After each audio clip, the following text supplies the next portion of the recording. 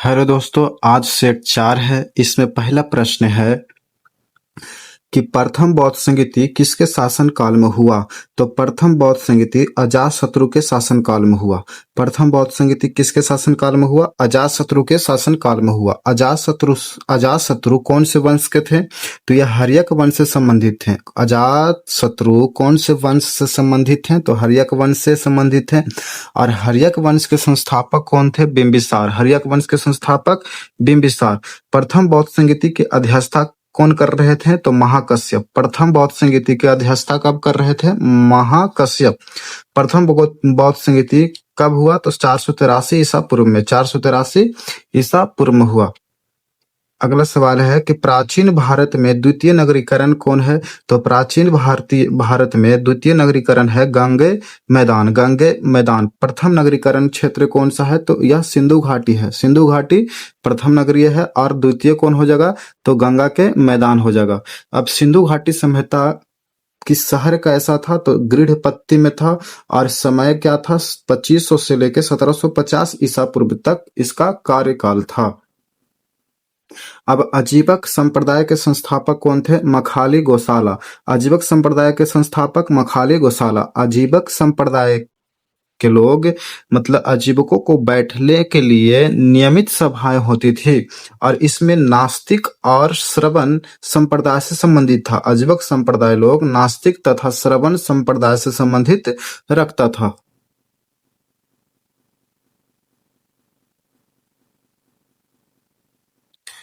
अगला है कि किस भारतीय दर्शन ने परमाणु सिद्धांत दिया?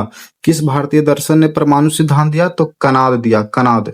कनाद जो थे कौन से संप्रदाय से थे? तो वैशेषिक संप्रदाय से संबंधित कनाद थे। वैशेषिक संप्रदाय से संबंधित कनाद थे। और योग दर्शन से पतंजलि थे। योग दर्शन से पतंजलि थे।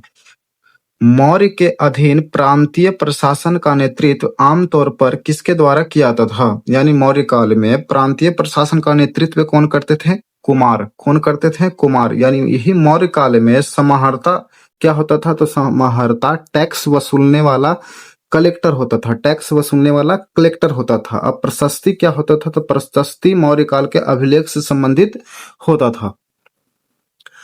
आर्टिकल 157। आर्टिकल 157 में क्या है? तो आर्टिकल 157 में है राज्यपाल के रूप में नियुक्ति के लिए योग्यता, यानी राज्यपाल के योग्यताएं हैं। आर्टिकल 157 में राज्यपाल के योग्यताएं हैं। राज्यपाल की योग्यता क्या है? वह भारत के नागरिक हो, 35 वर्ष के आयु हो। 155 में क्या है? 155 में राज्यपाल की नियुक्ति है। 155 में राज्यपाल के नियुक्ति है। राज्यपाल की नियुक्ति राष्ट्रपति के द्वारा किया जाता है। राज्यपाल की नियुक्ति राष्ट्रपति के द्वारा किया जाता है। 156 में राज्यपाल की कार्यकाल है। राज्यपाल के पद की कार्यकाल है आर्टिकल 156 में।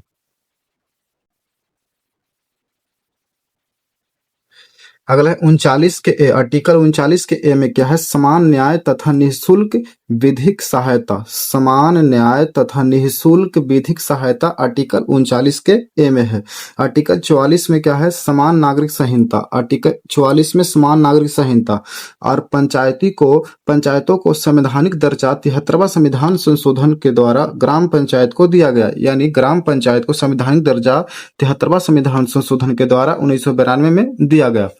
कौन सी अनुसूची द्वारा स्वायत्त शासित जिला परिषद की स्थापना का प्रावधान किया गया? तो छठी अनुसूची में। टोटल कितने अनुसूची? 12 है, जिसमें तीसरा में शपथ और प्रतिज्ञान है। 8वीं में 22 भाषाओं का उल्लेख है। 10वीं में दल बदल कानून है। यानी तीसरा में शपथ, 8वां में भाषाओं का उल्लेख है, 10वां में दल बदल है। टोटल कितने भाषा? 22 भाषा है, जिसमें मूल भाषा कितना है? 14। और इसमें जोड़ा कितना गया? 8। इसमें जो पहला है, पहला भाषा सिंधी था जो 21वां संविधान संशोधन के द्वारा जोड़ा गया था। फिर बोडो, डोंगरी, मैथिली, संथाली इसे 92वें संविधान संशोधन के द्वारा जोड़ा गया। अगला है कि शिक्षा का अधिकार अधिनियम 2009 की धारा 24 का संबंध किससे है? यानी इसमें शिक्षकों का कर्तव्य और शिकायतों का निवारण है। यानी इस धारा 24 में का संबंध किससे है? तो शिक्षकों के कर्तव्य और शिकायतों का निवारण है।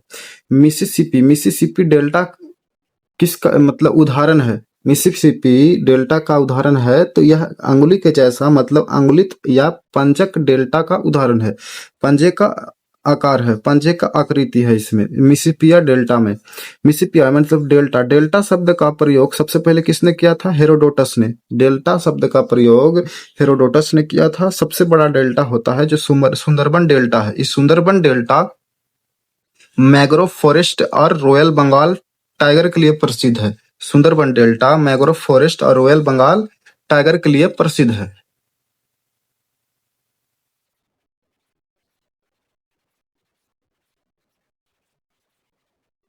अगला है कि दक्षिण अमेरिका के सबसे बड़ी नदी अमेजन नदी।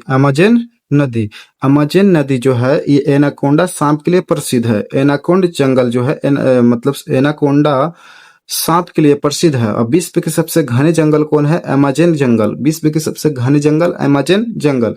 नील नदी जो है विश्व की सबसे लंबी नदी है। नील नदी विश्व की सबसे लंबी नदी। दंडकारण्य में इंद्रावती सबरी किसकी सहायक नदी है? तो दंडकारण्य में इंद्रावती सबरी किसकी सहायक नदी है? तो यह है गोदावरी नदी के। गोदावरी नदी के। दंडकारण्य का पठार कहाँ है? छत्तीसगढ़ में। दंडकारण्य का पठार कहाँ है? छत्तीसगढ़ में। और यही दंडकारण्य पठार से ही इंद्रावती नदी और सबरी नदी निकलती है। इंद्रावती नदी और सबरी नदी निकलती है। इंद्रावती नदी पर चित्रकूट जलप्रपात है। इंद्रावती नदी पर चित्रकूट जलप्रपात है और इस चित्रकूट जलप्रपात को भारत का नियाग्र भी कहते हैं। भारत का नियाग्र भी कहते हैं। दामोदर नदी बंगाल का शोक नदी कहते हैं। बंगाल का शोक नदी का है दामोदर नदी। बंगाल का शोक नदी दामोदर नदी। और इस दामोदर नदी का उद्गम कहाँ से होता है? तो पलामू झारखंड से होता है। पलामू झारखंड से होता है। कृष्णा नदी की सहायक नदी कौन सी है? मूसी नदी, मुनेरू नदी, कोयना नदी, मालप्रभा नदी, घाटप्रभा नदी। यानी कृष्णा नदी की सहायक नदी कौन सा है? मूसी, मुनेरू, कोयना, मालप्रभा, घाटप्रभा। महानदी की सहायक नदी कौन कौन सा है? शिवनाथ, हंसदेव नदी, मांड नदी। आरबीआई की स्थापना कब किया गया? तो 1935 में। आरबीआई की स्थापना 1935 में। कौन से आयोग पर? तो यंग हिल्टन आयोग की सिफारिश पर। यंग हिल्टन आयोग के सिफारिश पर 1935 में आरबीआई की स्थापना किया गया। आरबीआई के प्रथम भारतीय गवर्नर कौन थे? सीडी देशमुख। प्रथम भारतीय गवर्नर कौन थे? सीडी देशमुख।